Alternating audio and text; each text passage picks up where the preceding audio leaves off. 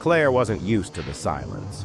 After years of living with roommates, the new studio felt like freedom, an escape from messy kitchens, loud arguments, and boyfriends she hadn't invited. The building was old, drafty, and its hallways smelled faintly of mildew, but the rent was cheap, and the clawfoot bathtub was enough to make her sign the lease without hesitation. On her second night, Claire noticed the mirror.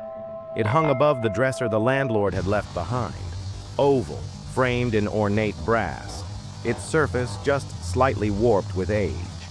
She would catch herself gazing into it longer than necessary, tilting her head, admiring the slope of her collarbones or the curve of her waist. She liked what she saw, maybe too much. But then, the strange thing happened.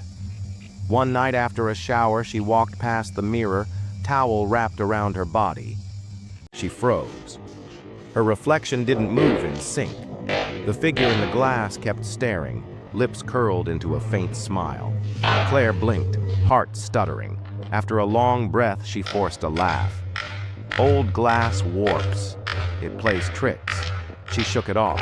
Still, she stopped looking at the mirror after dark. By the fifth night, the figure was unmistakably wrong.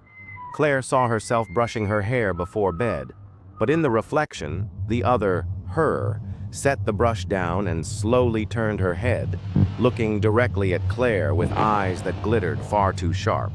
Claire dropped the brush and fled to bed, yanking the covers up like a child hiding from monsters. She hardly slept. The next morning, she told herself it was exhaustion, stress, the isolation of living alone.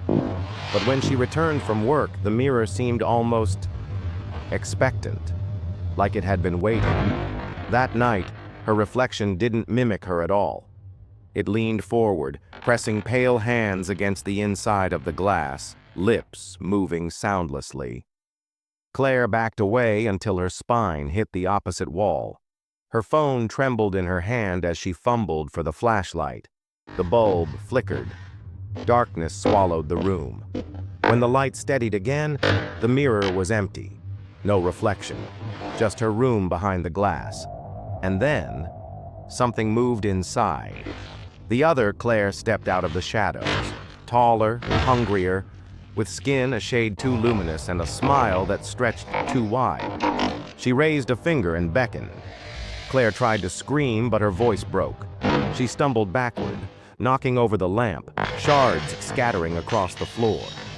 The figure pressed against the inside of the glass, and with the sound of cracking ice, her hand pushed through, reaching into Claire's world.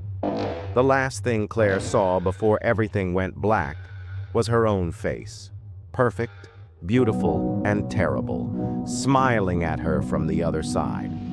When the neighbors finally complained about the smell weeks later, the landlord unlocked apartment 6B. The dresser was gone.